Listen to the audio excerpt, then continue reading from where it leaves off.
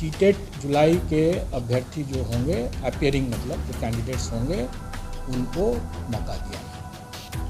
मौका दिया जाएगा और ये अधिसूचना निर्गत हो गई है और इसीलिए मैं इसकी घोषणा भी की। सीटेट की परीक्षा अगर 20 तारीख को देंगे और हमारी परीक्षा भी अगर 20 तारीख को है तो फिर से एक टकराव की स्थिति उत्पन्न होती है।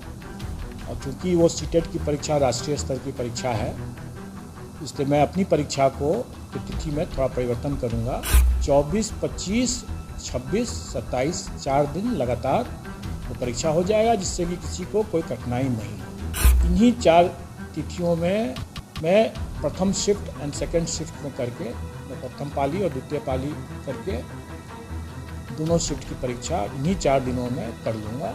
अगर अभ्यर्थियों की संख्या जो एक सर्टेन सीमा जो हमारी कैपेसिटी है, आवासन की जो क्षमता है, उसके से ज़्यादा अगर होगा तो मैं ऐसा करूँगा। और इंटीग्रेटेड बीएड वालों को भी मौका दिया जाएगा, मतलब जो अपियरिंग कैंडिडेट है इंटीग्रेटेड बीएड के, उनको भी मौका दिया जाएगा। 31 अगस्त जो है वो आयोग के द्वारा निर्धारित की गई ये तिथि जो है, ये भी शिक्षा विभाग के साथ परामर्श करके ही ये तिथि निकाली गई है, ये परीक्षा देने की, क्योंकि ये अनुमान लगाया जाता है। और जैसा कल हम लोगों ने पूछा भी, सीटेट के भी पदाधिकारी आए थे।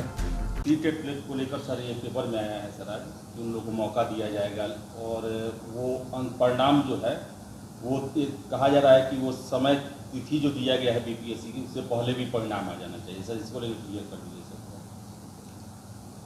देखिए, पहली बात तो मैंने पिछले प्रेस कॉन्फ्रेंस में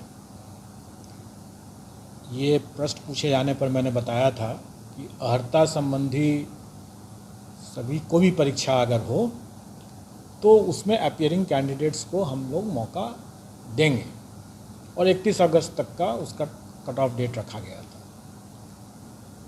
लेकिन उसमें मैंने जो उदाहरण भी जो दिया था वो मैंने बीएड का दिया था कि बीएड की अगर कोई परीक्षा अगर लंबित है, जिसका या परीक्षा हो गई है या परीक्षा फल लंबित है और परीक्षा नहीं हुई है, दोनों ही स्थिति में वो हम 31 अगस्त तक का उसका समय दिया जाएगा। कहीं पर भी हमने ये नहीं कहा था कि पात्रता संबंधी परीक्षा के लिए ये लागू होगा, मैंने ये कहा था अर्हता संबंधी परीक्षा के लिए, और ये कुछ सोच समझ करके ही कहा गया था। ये नहीं कि मैं पात्रता संबंधी परीक्षा के लिए नहीं ये छूट देना चाहता था। मैं छूट तो मैं सबके लिए देना चाहता हूँ, लेकिन छूट देने का अधिकार जो है वो सरकार का है। बिना सरकार की अनुमति के उसकी कोई घोषणा नहीं की जा सकती है, और इसीलिए मैंने अर्हता संबंधी कोई परीक्षा के लिए ये घोषणा किया था। कुछ नासमझ लोग अपनी नासमझी में या अति उत्साह में आकर के इसको ये लोग पात्रता संबंधी परीक्षा पर भी मान बैठे।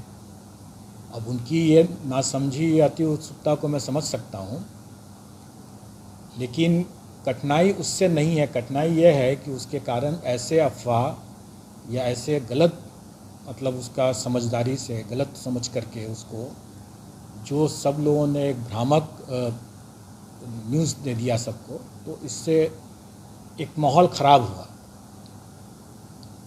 वहाँ भी उसको भी लोग समझ सकते हैं उस सब बातों को, लेकिन उसमें सबसे दुखद बात यह है कि ऐसे नासमझ लोग जो कल को हो सकता है कि राज्यकर्मी भी बन जाए, अभ्यर्थी होंगे इसके भी, और वो अपमानजनक शब्द ऐसे भाषा का प्रयोग करने लगे और मुझे कॉल भी करने लगे कि आपने तो कहा था ऐसा। ऐसे आचरण करने वाले लोग जो नासमझ या अति उत्साही व्यक्ति हैं, अगर ऐसे राज्यकर्मी अगर हो जाएंगे तो क्या राज्यकर्मी के लिए ऐसा आचरण मान्य होगा, स्वीकार्य होगा? नहीं स्वीकार्य होगा। तो ऐसे अगर राज्यकर्मी अगर होते जो इस तरह का आचरण संवैधानिक संस्था के ऊपर, संवैधानिक पदाधिकारियों के ऊपर इस तरह का आरोप, गलत आरोप और अपमानजनक शब्दों का प्रयोग करना, उनसे जवाब सवाल करना गलत समझ करके, अपनी नासमझी में करके ऐसा मिसकंडक्ट जो करते हैं कोई सरकारी कर्मचारी, तो उनको उनकी बर्खास्तगी भी हो सकती है। तो क्या अगर राज्यकर्मी की अगर बर्खास्तगी हो सकती है ऐसे मामलों में, तो क्या अभ्यर्थी के ऊपर कार्रवाई नहीं हो सकती है या नहीं होनी चाहिए? जो इस तरह नासमझी अपनी ओर की एक बात होती है, लेकिन उसके कारण से अपमानजनक शब्दों का प्रयोग करना, उपहास करना, लांछन लगाना मिथ्या, ये उनके चरित्र बतलाता है, जो कि सरकारी कर्मचारी होने के लिए उपयुक्त चरित्र नहीं है ये। और हो सकता है कि इसकी खामियाजा उन लोगों को भुगतना पड़े। जो ऐसे जो नासमझ लोग अपने अति उत्साह में आ करके अनाप शनाप इस तरह की बात किए हैं, ये तो मैंने अपने उस पिछले पीसी के बारे में बताया उसके संदर्भ में कि मैंने अर्हता संबंधी घोषणा किया था, अर्हता संबंधी परीक्षा के लिए, पात्रता संबंधी परीक्षा के लिए नहीं। लेकिन इसका यह मतलब नहीं है कि मैं पात्रता संबंधी परीक्षा के अभ्यर्थियों को मौका नहीं देना चाहता था। मौका जरूर देना चाहता था, लेकिन उसका निर्णय राज्य सरकार को ही करना था, और जब तक राज्य सरकार उसकी घोषणा नहीं कर देती है, तब तक उसको ऐसा मौका मेरे स्तर से देना संभव नहीं है। मैं चाह करके भी वैसा मौका नहीं दे सकता। कल हमारी बैठक शिक्षा विभाग के अपर मुख्य सचिव पाठक जी आए थे और उनके पदाधिकारी टीम भी आई हुई थी, और हम लोगों ने यहाँ पर आयोग में बैठक करके और सर्वसम्मति से यह निर्णय लिया कि सीटेट जुलाई के अभ्यर्थी जो होंगे, अपीयरिंग मतलब जो कैंडिडेट्स होंगे, उनको मौका दिया जाए और उनको मौका दिया जाएगा। और ये अधिसूचना निर्गत हो गई है और इसीलिए मैं इसकी घोषणा भी कर रहा हूँ। दूसरी बात कि ये परीक्षा जो है ये 20 अगस्त को होने वाली है, और हमारी परीक्षा टीआरई की जो परीक्षा है वो पूर्व से घोषित है 19, 20 और 26, 27। तो अब मैं समझ सकता हूँ कि अगर सीटेट अभ्यर्थी को अगर मैं अपनी सीटेट की परीक्षा अगर 20 तारीख को देंगे और हमारी परीक्षा भी अगर 20 तारीख को है, तो फिर से एक टकराव की स्थिति उत्पन्न होती है। और चूंकि वो सीटेट की परीक्षा राष्ट्रीय स्तर की परीक्षा है, इसलिए मैं अपनी परीक्षा को की तिथि में थोड़ा परिवर्तन करूँगा, और ये परिवर्तन करके मैं उसको 4 दिन लगातार कर दूँगा। मतलब कि जो अभी 26, 27 है, 19, 20 और 26, 27 है, तो उसको बदल करके 24, 25, 26, 27 4 दिन लगातार वो परीक्षा हो जाएगा, जिससे कि किसी को कोई कठिनाई नहीं होगी।